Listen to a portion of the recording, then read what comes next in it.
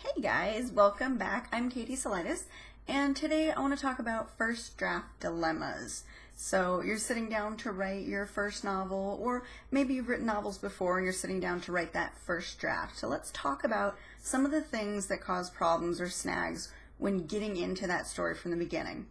My first bit of advice: don't talk about it, write it. And this is particularly important for the newer authors. More established authors, they tend to talk about their ideas and are able to follow through with them. But a lot of times, brand new authors, when they say, oh, I've got an idea for this great story, that's as far as it ever gets. They talk about the idea, but they never actually sit down and do it.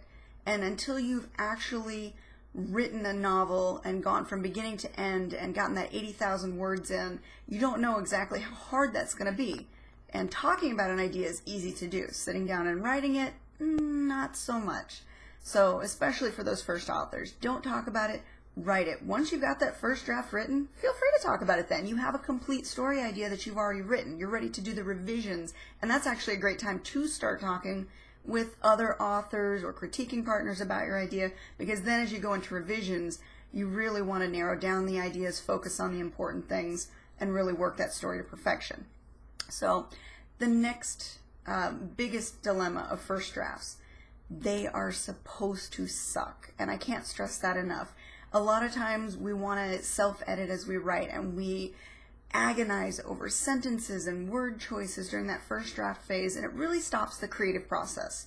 That first draft is all about the creative process. It's all about getting to know your characters, about getting that story from beginning to end, finding the conflict, watching the plot arcs.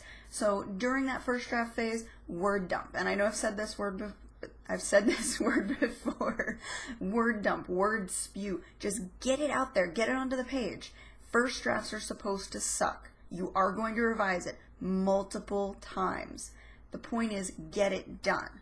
Once you've got it done, you move on to the next step. But don't sit there and agonize over every single sentence. If you're doing a sprint, or you're just trying to get in a quick 30-minute writing session because that's all the time you have for the day, you don't have the time to sit there and go, oh, was that the right choice?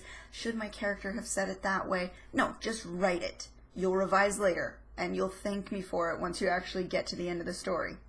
So again, don't talk about it, write it. First drafts are supposed to suck. Allow it to suck, but get your story written. Next, let's talk about details. A lot of times when we're super excited about our story, or we're right in the middle of a scene that we absolutely love, sometimes we tend to get a little too wordy, and we describe things that aren't exactly essential to the plot.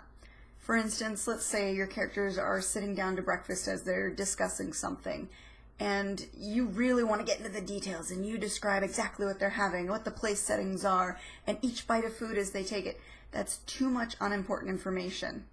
When you go into your revisions, after you've written your first draft, remember, the first draft is going to suck, it's going to have all those extra details in it. When you get into your revisions, you're going to want to trim that down. You don't want to bog your readers down with a lot of unimportant information. Unless that food is poisoned and somebody's going to die after taking a bite, I really don't need to know, what the scrambled eggs tasted like, or how many strips of bacon they had on their plate. It's not that important. Just tell me they had breakfast and I'll be okay with that. And I'm sure your readers are the same way. So again, during your revision process, you're going to cut those words down. When you're in your first draft, let it flow. The last bit of advice I want to talk about, and this is a really important thing, is developing your style. As a new author, you may think you have to write one way or another. You hear a lot of pantser versus plotter being thrown around. It's okay to be somewhere in the middle. You could be a plotter who really needs to do all of that outlining, or you could be a pantser who really needs to feel the story flow organically. Or, like I said, you could be somewhere in the middle. Don't think that because you've assigned yourself this label that you have to follow it. You could say, well, I'm a plotter, and then you write out this wonderful plot, but then you feel boxed in, like you can't tell the story because you have to do A, B, C, D in this order. Or you could be a pantser, or you could assign yourself as a pantser, and then be staring at a blank screen because you don't know what next to write.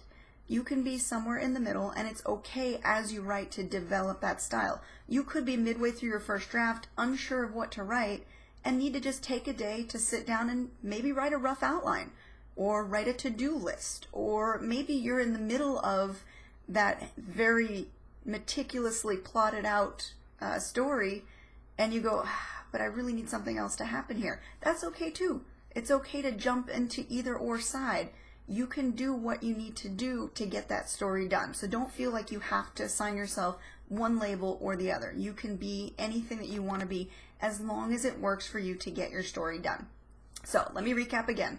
The 4 major points that we discussed here today, the first draft dilemmas, are 1, don't talk about your story. Write it. Once it's written, then you can talk about it. 2, first drafts are supposed to suck. Say it with me now. First drafts are supposed to suck. Allow that first draft to suck as long as you are getting that story written. You will revise it later. 3, try and save the important details for important things. Like the breakfast story. I don't need to know how many slices of bacon they had. I just need to know that they're eating breakfast. Unless that bacon's poison, and if it is, by all means, tell me how many slices they ate. Number 4, it's okay to not assign yourself a pantser versus plotter label. Figure out what works for you in your writing and allow yourself to be whatever that is. All right? Thanks for watching again this week, guys. I'll be back with some more writing tips and tricks. If you have any questions, feel free to put a comment in below. Give me a like, feel free to share this video, and subscribe to my channel for more writing tips, and I will see you next week. Bye, guys.